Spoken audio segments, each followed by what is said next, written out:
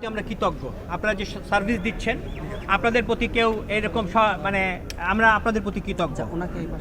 এখন মেইন যে জিনিসটা আমি অনুরোধ করব দেশবাসীকে, 12 তারিখে নির্বাচনের প্রথম থেকে তারেক রহমান যেটা বলছেন, ফজরের নামাজের পর থেকে শেষ হওয়া পর্যন্ত কেন্দ্রে থাকবেন, কেন্দ্র ছাড়বেন না, রেজাল্ট নিয়ে বাসায় আসবেন, এটা আমাদের প্রতি অনুরোধ।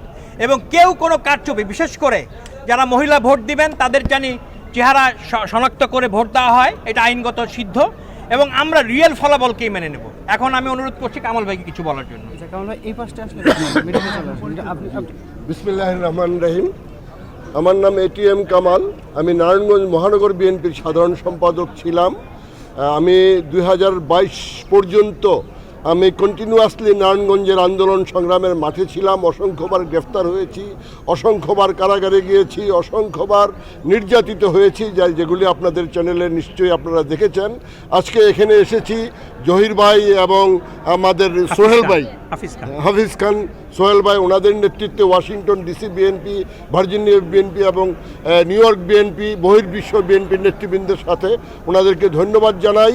আমি একটা কথাই বলতে চাই, এই পৃথিবীতে শহীদ প্রেসিডেন্ট জিয়াউর রহমান এবং দেশনেত্রী বেগম খালেদা জিয়ার মতো এরকম কোনো ব্যক্তিত্ব আর দ্বিতীয় কি আছে? পৃথিবীতে তারা অন্যতম, তারা জনপ্রিয়।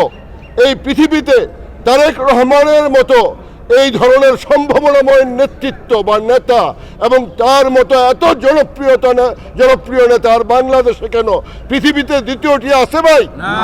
দ্বিতীয়টি নাই। তাহলে আমাদের করণীয় কি? একমাত্র বিএনপি হচ্ছে এই দেশ পরিচালনার জন্য তারা উপযুক্ত, এবং অতীতে সেটার প্রমাণ আপনারা দেখেছেন। বারবার আমাদের দেশনেত্রী বেগম খালেদা জিয়া এই দেশের গণতন্ত্রের জন্য, স্বাধীনতার জন্য, সার্বভৌমত্বের জন্য আপসহীনভাবে লড়াই করে উনি ওনার জীবন উৎসর্গ করেছেন। শহীদ প্রেসিডেন্ট জিয়াউর রহমান তিনি স্বাধীনতার ঘোষণা দিয়ে যুদ্ধ করে এদেশের স্বাধীনতা সার্বভৌমত্বকে রক্ষা করেছেন এবং তিনিও তার জীবন উৎসর্গ করেছেন।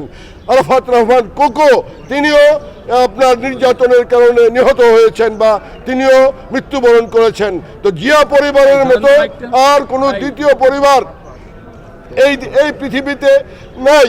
সে কারণে আমি মনে করি আপনারা সকলেই বা আমরা সকলেই ধানের শীষে ভোট দিয়ে এই পরিবারের ঋণ আমরা শোধ করব ইনশাআল্লাহ, এবং ধানের শীষে ভোট দিয়ে সর্বাধিক ভোটে, সর্বোচ্চ ভোটে পৃথিবীতে বা এই বাংলাদেশে একটা ইতিহাস সৃষ্টি করব, এবং সংখ্যাগরিষ্ঠতা নিয়ে আগামী নির্বাচনে আমাদের দল বিজয়ী হবে এবং তারেক রহমান তিনি প্রধানমন্ত্রী হবেন, সেই প্রত্যাশা ব্যক্ত করে আমি আমার বক্তব্য শেষ করছি। ধন্যবাদ আবারও বহির্বিশ্বের এই নেতৃবৃন্দকে, ধন্যবাদ হাফিজ খান এবং জহির ভাইকে এবং জিকু ভাইকে, সকলকে ধন্যবাদ জানাচ্ছি।